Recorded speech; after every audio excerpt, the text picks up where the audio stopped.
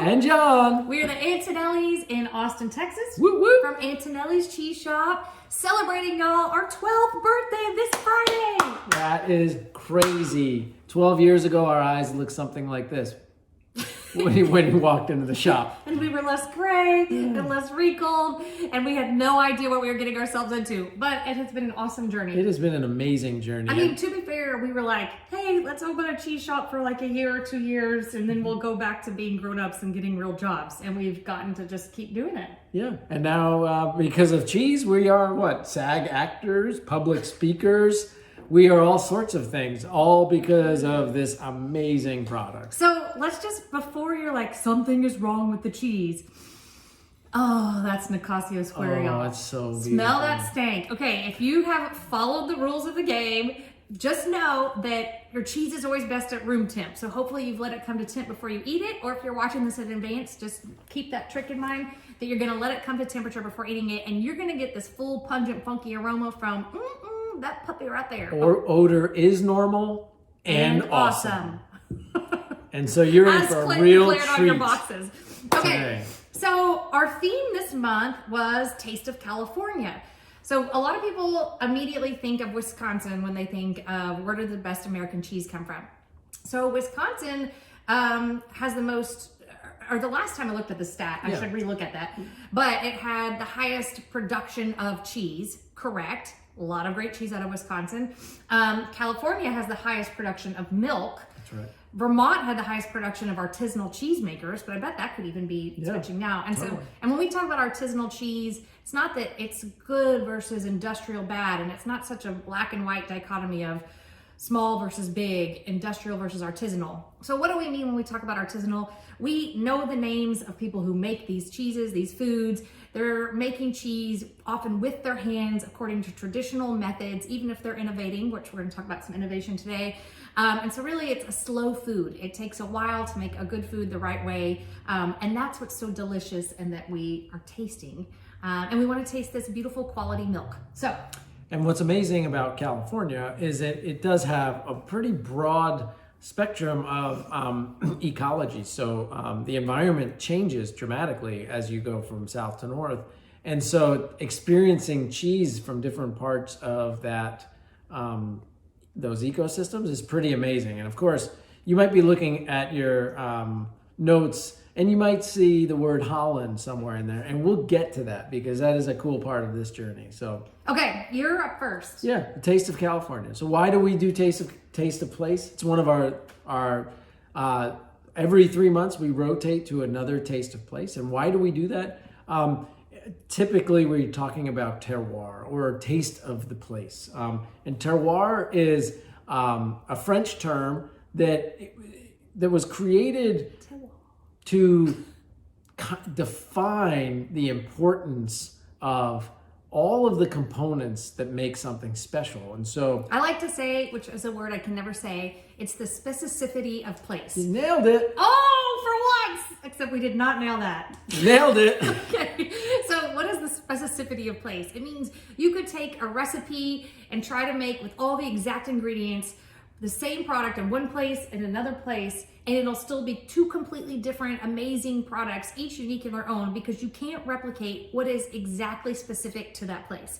You can't replicate the angle of the sun on grapes and how long there's dew on them each morning and how long roots are, because oftentimes we talk about terroir when we're talking about grapes and wine. So yes, it's a concept that applies to cheese as well. Oftentimes you can taste terroir more when we're talking about raw milk cheeses because the milk isn't pasteurized, and so you're really getting to taste a little bit more of that place. But that's what Taste of Place, our Cheese of the Month Club, explores, is the terroir of different regions. Yeah, and think of this as a spectrum. So specificity of place is really a spectrum. You could take the same recipe, move it across the street, and you're still gonna get some level of variation. You could move it halfway across the state and get some level of variation. You can move it across the country. And in fact, if you look at wine designations in France, you can have the same hill have two very different designations. The same hill, just one is facing the southern slopes and some of the vines are on the eastern slopes, and that changes things and the outcome of the product. And so you can get very specific. And I'm so just apologizing that I'm like pantomiming drinking wine over here while you're That's deep all right. in thought of No, waxing poetic. that's fantastic. So we're gonna taste and we're gonna eat. So California. So this very first cheese that we're eating tonight, this is from Laura Chanel. So Laura Chanel got her start in the 70s. So she had spent time, about a decade, traveling between California. She spent some time in San Francisco, other parts of California, and also in Europe. She fell in love with Europe. And in the 70s, she wanted to move back to Sonoma County, so north, and she really wanted to get back to the earth. And she was really into healthy eating. So she kind of loved the idea of goats. She got some goats and then fell in love with the herd. And over time started to develop this really amazing milk. And so then she really wanted to focus on doing something special with this amazing milk that she was creating. And she helped really, she's one of the ladies of the 80s, 70s, 80s. These women really transformed the landscape of cheese making here in the United States, bringing these traditional methods from France or other parts of Europe and creating what would become the foundation for our American cheese industry. And so this beautiful goat's milk on these rolling lush hills in Sonoma County create this creamy brie. This is a goat's milk brie. It's award-winning. It's got this nice lactic, mild, milky, You're gonna have to really stick your nose in it to not smell this puppy. Right? Slightly moldy, but this is great on a cheese plate for entertaining. You can also, slice it up and put it on cheeseburgers or melt it in pasta. This is a really versatile cheese. If you like a baked brie, you could do it with this and then put a raspberry jam on top of it. I already had a bite, thank you. I mean, I scooped out the hollow. So this is a soft ripened bloomy rind cheese. You can tell because it has that thin white rind that blooms up like little cotton balls. It creates, oftentimes the style of cheeses are mushroomy, peat moss, vegetal, so like cauliflower, asparagus, but specifically because this is a goat's milk cheese. Goat's milk cheeses are always like tangy, acidic, a little citrus rind, zesty. They have this great minerality to them. So that's really coming through, as well as just that creaminess. So good. Perfect. Yeah. So That's fresh Laura Chanel. berries, and you could do anything with this cheese. Just enjoy it. Enjoy it. Oh, if you're drinking a wine, I'd like something acidic, dry, bubbles. Actually, bubbles would be really good. Anything. Cider. Yeah, we would do anything with Anything this with it. Yeah. You just put it out We with. would do anything with this cheese. Oh my gosh. It's Valentine's Day, honey. We can get lovey about our cheese. Yeah, we can. Okay. Cheese number Heart-shaped 2. cheese. All right, so we're moving to your stinky cheese. This is your orange rinded cheese, or as Cheesemonger Jared at our business likes to say, sunset hued, which I just think sounds beautiful. So your washed rind cheeses are always this reddish, orangey, pinkish rind. And that's because these are bacteria ripened. So when you're aging this cheese, both of these cheeses are surface ripened. But when you're aging this cheese, you're trying to encourage the growth of a mold. So it's a mold ripened cheese. When you're creating these cheeses, you're trying to encourage the growth of a bacteria known as B. linens. So it's bacteria ripened predominantly. And that's what creates that stinky funk. Oftentimes it can be the bark is louder than the bite, meaning it's more stinky on your nose than it is on your palate. Sometimes it's just as stinky in both. This one I would say is stinkier on the nose than it is on the palate. With the exception of if you eat the rind. If you eat the rind, it is just as intense. But if you just eat the creamy interior paste, you are in for a real treat. It's intense, it's bold, but it's beautiful. And like the first thing that I want to do right now is like roast a potato and like melt this over the top of the potato with bacon bits and chives and just go to town. In my brain, it's like, I got the funk.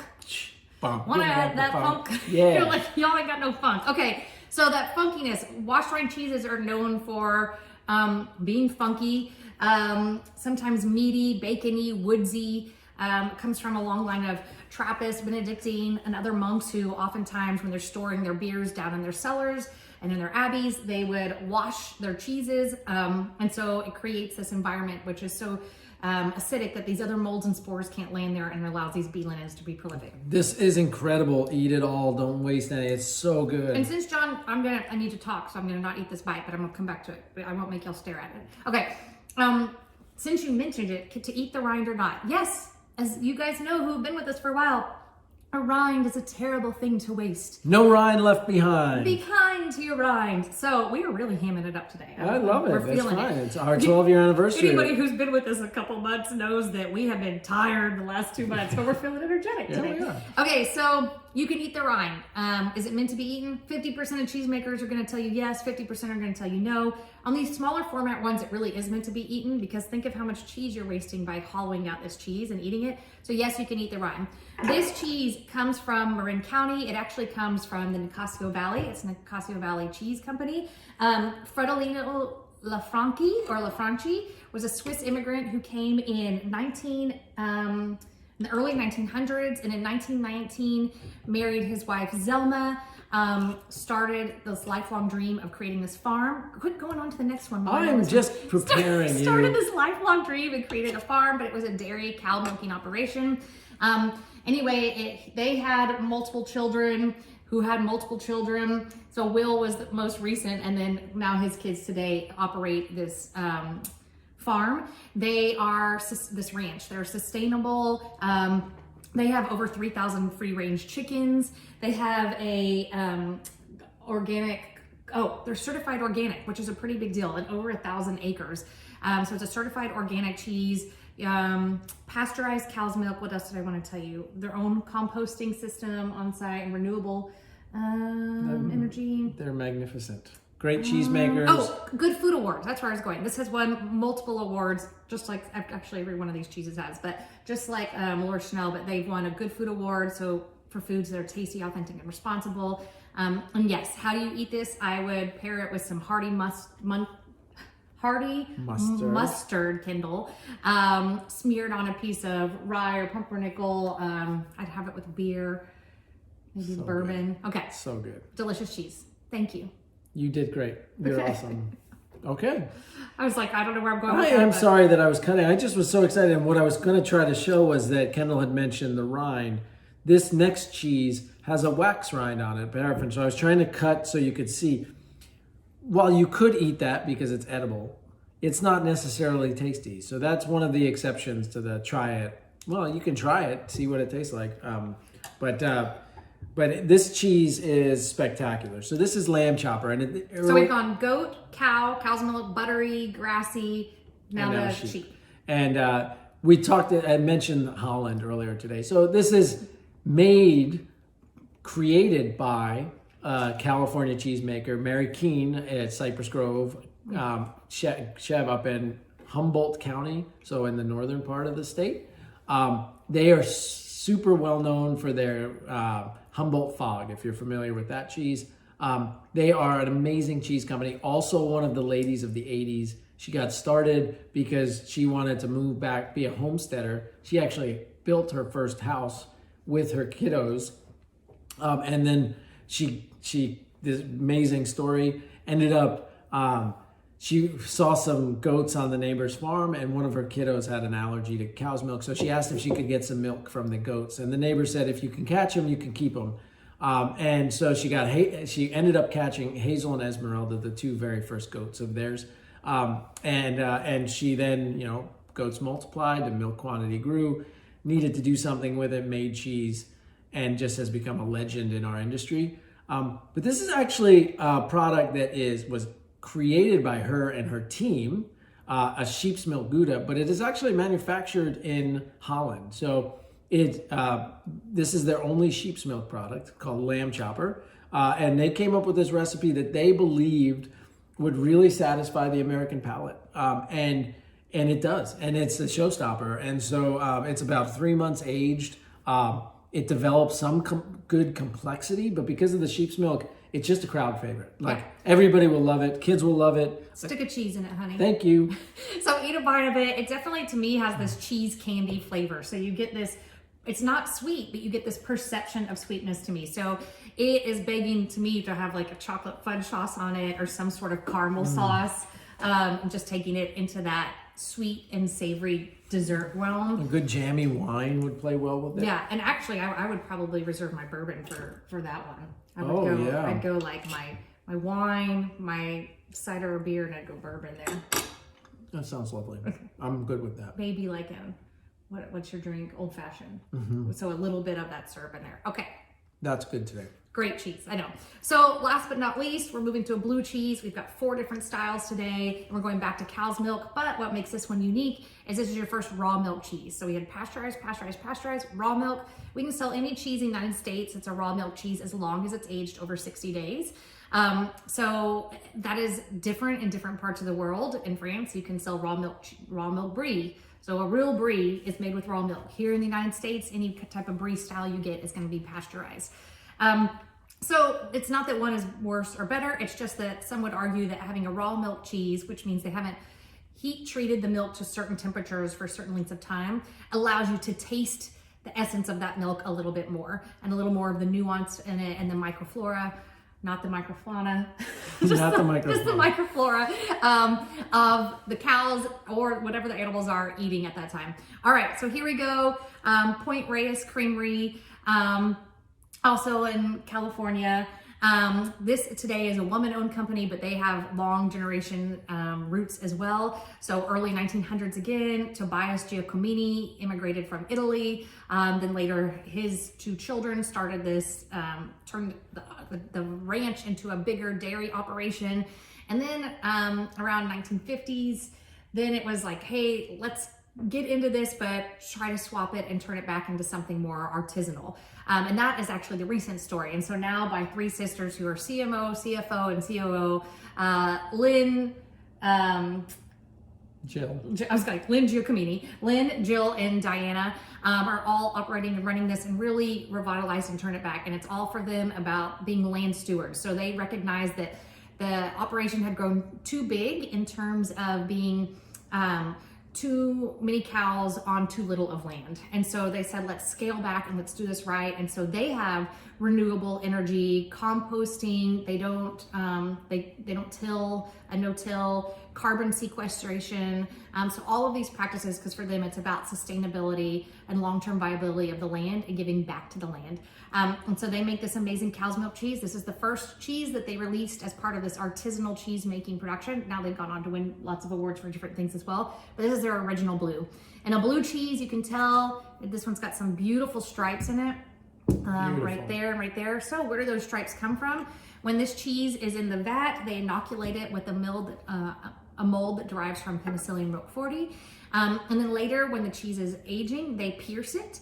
And as soon as that oxygen hits the mold already present in the cheese, that's what allows it to vein or develop those colors. So blue, greens, yellows. You can have a blue cheese that's never pierced, and so it doesn't develop any coloring, but it has that mold present. But the way that blue cheeses get their coloring is with piercing and allowing that aerobic mold, the oxygen, to hit it. Blue cheeses can be really hot on your palate, really piquant. They can be cooling on your palate and fudgy. How's this one taste anything? Cooling, fudgy, fruity. Perfect. So I could just sit down with that right now and eat the rest of it. Maybe it doesn't need anything. A drizzle of honey, strawberry alongside of it. Just put it on your tongue and let it melt. It's got all these beautiful, robust flavors, but very nuanced and delicate. Don't forget to breathe out through your nose. Really fruity right now. Really fruity today. This is an amazing wheel. This is a very typical fun play on this would be to do a slice of this, a wedge on a fresh pear. Fresh pear, grilled peach during peach season. Anyway, that's our Cheese of the Month Club. Taste of Sorry, we went longer than we normally go, but that we're just was really amped up today. Awesome. Happy anniversary to us, to y'all. Thank you for being part of our Cheese of the Month Club. We are only here because you're on the other side of that and you're enjoying these cheeses and supporting these makers. So thank you for helping us just by eating. Thank you for helping us live our mission to do good, eat good. With that, over and out, team. We'll see you next month.